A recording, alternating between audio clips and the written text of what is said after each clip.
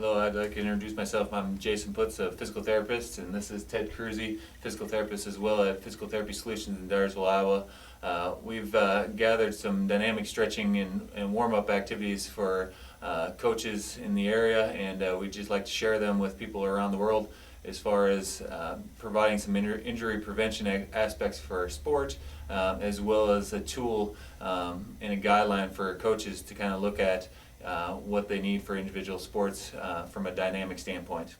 We use dynamic stretches to allow the athlete to warm up their muscles and increase blood flow to those muscles to loosen up and also decrease the injury rate. Dynamic stretches do a great job of maintaining the elastic component of the muscles and tendons, which static stretching can remove. So dynamic stretches does a good job to decrease injury rate and also improve your athletic performance. With our intro into dynamic stretching, we really want to emphasize to the coaches and to the athletes that are watching this that technique is key.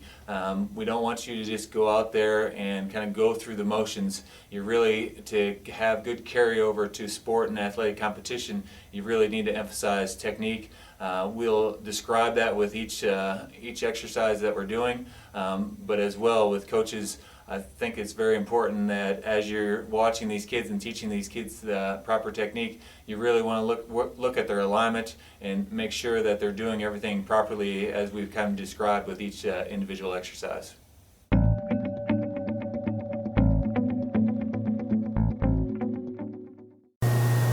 Here we're looking for the athlete to really come up on the big toe and drive on up. And then as the athlete comes back, you're looking at alignment to maintain his balance. It's also important for the athlete to really drive that knee and pull it up towards his chest to get a good glute stretch.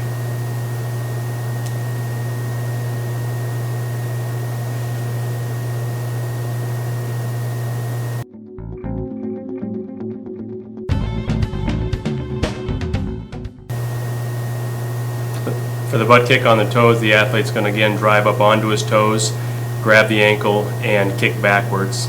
It's important to keep his chest aligned upright and not lean forward. We're trying to get a good quad and rectus femoris stretch, so maintaining upright alignment is key. You can see here our athlete does have a slight forward lean that we're trying to really adjust for and keep his chest back as he's pulling that leg back. And trying to maintain good balance and proprioception when he's on one leg.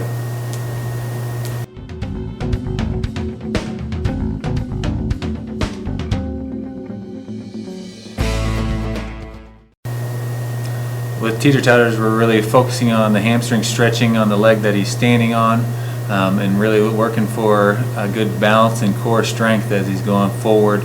Really trying to bend at the hip and not the back.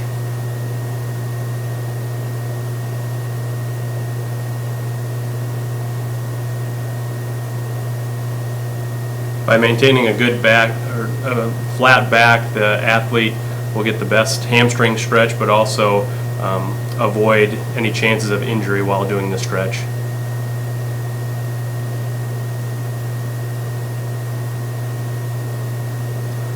You really want your athlete to try to maintain good single leg standing balance as they're going through this motion as well.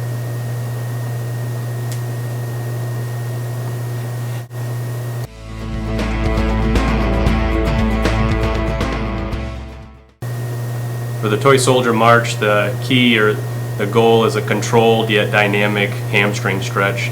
So speed is important for the athlete here, making sure they're not going too fast and kicking up too aggressively or forcefully. They can reach up, and if they have the flexibility, touch their toe to feel a good hamstring stretch and back down, maintaining their balance. Their goal, once again, should be trying to maintain their knee to be straight to get a good hamstring stretch, but if they don't have the flexibility to do that, you'll see as our athlete has a little hamstring issues that they're not able to quite get it straight. But again, you're looking for that single leg balance once again while they're performing the exercise.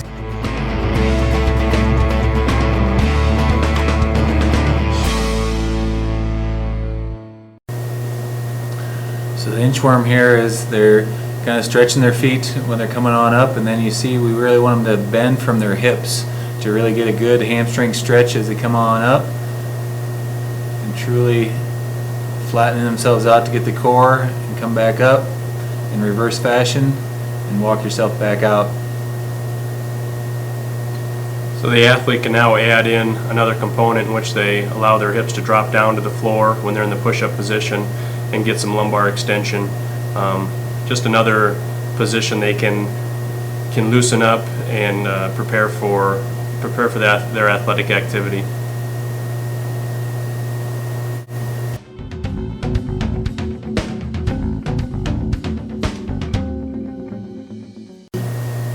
High knee with external rotation, the athlete's again going to grab, this time their knee and shin or ankle, and raise up onto the toes, focusing on good alignment and staying straight forward. With this stretch, we're now stretching the hip rotators and calling those into play.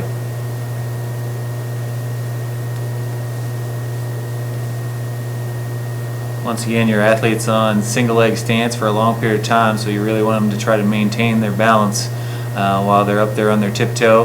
And here you get the option to see the athlete really turn and rotate that hip for that true stretch of the rotators.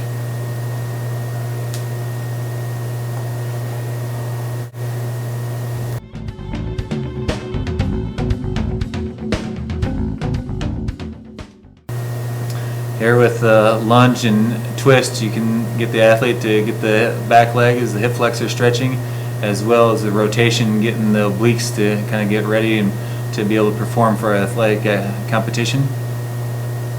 There's a lot of different ways the athlete may cheat or perform this stretch without maximizing what you're trying to get out of it. So really watch the athlete's speed as he's coming at you. You can see how he's going to rotate through the trunk and really stretch through that opposite hip flexor and into the quad and rectus femoris. As a coach, you really want to look for them over-exaggerating and not performing proper alignment when they do this. You can see that he's doing more of a lean back than a rotation, and then always looking at the knee to make sure that they're in proper alignment when they're coming straight forward.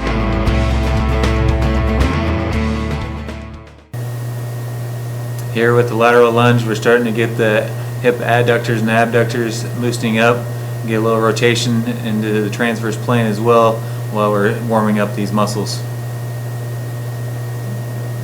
The nice thing about adding this stretch is the different planes that you're starting to work. So the rotation gets the transverse plane, and then the lateral lunge gets the frontal plane, and just another component that your athlete will put themselves in while they're performing.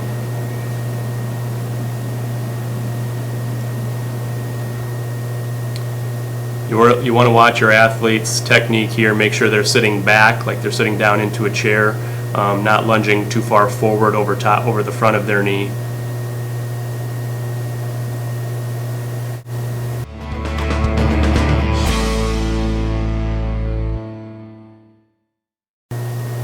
With forward and backward hip rotation, we'll have the athlete stepping up and over, out to the side and bringing their leg around in front of them.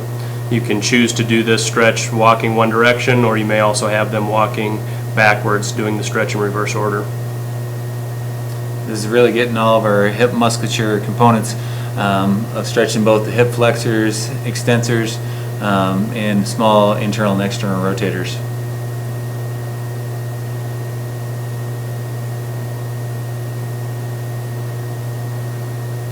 You can verbal cue the kids that they're peeing on the fire hydrant as they're going up and over. Provide a little entertainment for them as they're doing some dynamic stretching.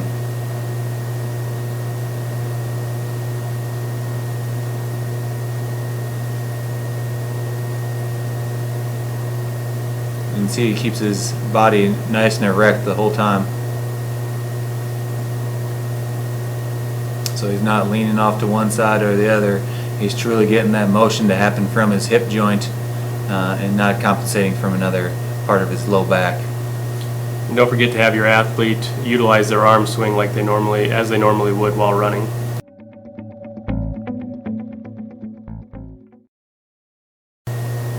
The arm circles are really trying to loosen up the shoulders and starting out small circles, working bigger, as well as starting out slow, working to increase your speed as you're going around.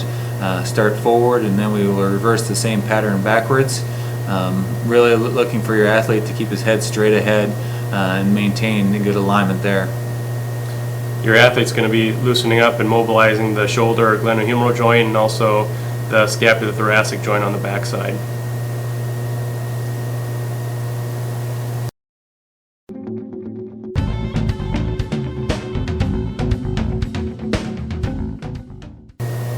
With self-hugs, you're going to have the athlete starting nice and slow, reaching around across them.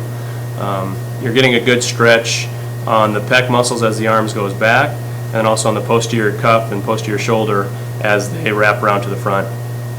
Again, look for your student athlete's neck not to protrude out as the arms go behind and retract back and forth, but rather keep good alignment looking straight ahead. Same time.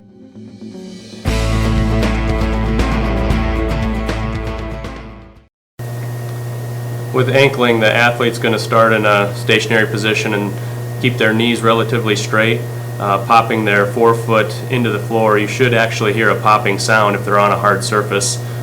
There will be a learning curve to this exercise as well, and the athletes will improve as they go, but take your time and really teach the technique with this exercise.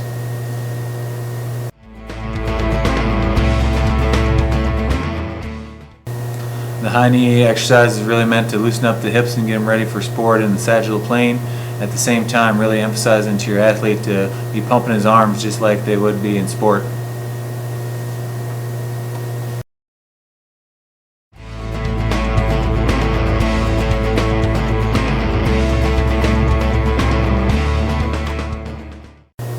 Quick skips, the athletes again focusing on having their upper extremities and lower extremities work together, keeping good alignment, working straight ahead.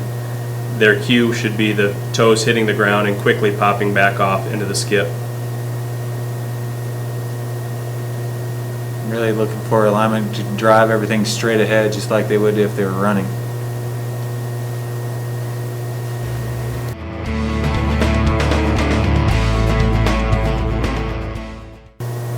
Power skips are my hand clean of dynamic stretching, really driving everything forward, stretching the hips out, and emphasizing both the arms and the legs to propel yourself and getting everything working from the calves to the hamstrings, glutes, biceps, really, and shoulders, really firing everything up, wanting to look for alignment. So driving everything forward and really having the knee drive forward, and everything needs to look straight ahead.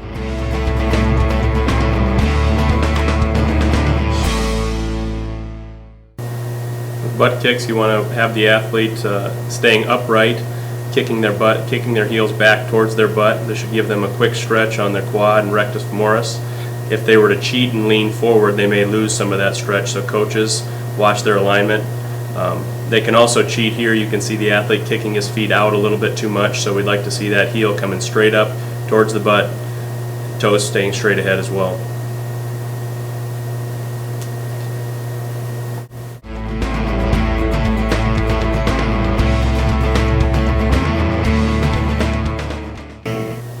Backward run, the athlete's going to be lengthening out, really reaching back. You can see our athlete kicking back, reaching with his legs back each time.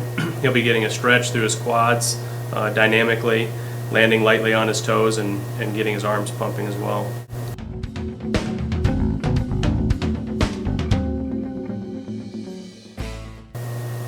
Karaoke, the athlete's again moving in the frontal plane towards the side.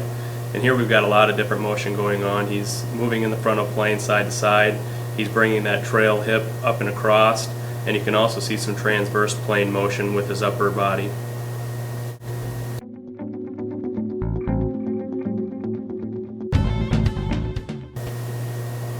With bounding, we're really trying to overemphasize that running pattern. Both the shoulders and arms and hips are really overextending and really reaching on out with good alignment.